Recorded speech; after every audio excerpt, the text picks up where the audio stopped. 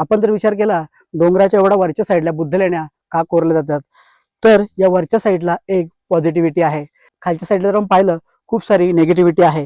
तिथे मेडिटेशन करणं, ध्यान करणं हे खूप कठीण आहे. त्यामुळे असे डोंगरामध्ये, जंगलामध्ये बुद्ध लेण्या कोरण्यात आल्या होत्या. म्हणूनच आपल्याला प्रत्येक ठिकाणी आपण ज्या बुद्ध लेण्या पाहतो त्या डोंगराच्या मध्यभागी, डोंगराच्या पोटामध्ये या बुद्ध लेण्या कोरलेल्या आहेत. इथे आल्यानंतर ते भिक्षू सुंदर असं हा नजारा पाहत असणार. आपण जर बघितलं खूप सुंदर असं हा नजारा आहे. या जंगलामध्ये, या निसर्गामध्ये ते आपलं फोकस, मेडिटेशन व्यवस्थित करत असणार. त्यामुळेच या बुद्ध लेणीचं डोंगरावरती कोरीवकाम झालेलं आहे. हे जर बघितलं तर किती मोठा डोंगर आहे. या डोंगरामध्ये, या कातळमध्ये या बुद्ध लेण्या कोरण्यात आलेल्या आहेत.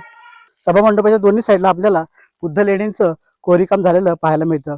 दोन्ही साईडला आपल्याला पाण्याच्या टाक्या पाहायला मिळतात आणि भिक्षू निवासस्थान देखील आपल्याला पाहायला मिळतो.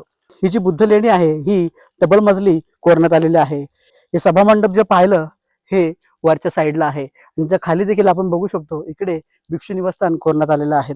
हे जे कोरीवकाम झालेलं आहे बुद्धिझम मध्ये, जे बुद्ध धर्मातील पुस्तकं असतील त्या पुस्तकं इथे ठेवण्यासाठी जागा इथे कोरण्यात आलेली आहे. हे लेणी फिरताना सांभाळून फिरायची आहे. ही छोटीशी पायवाट इथे आपल्याला पाहायला मिळते.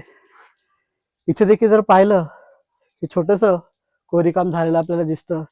पण जे प्रेमी, जे लव्हबर्ड्स आहेत त्यांनी आपलं इथे नाव करून ठेवलेलं आहे. अशा ऐतिहासिक जागावरती आपलं नाव करणं किंवा आपल्या प्रेमिकाचं नाव करणं हे सर्वात चुकीचं आहे.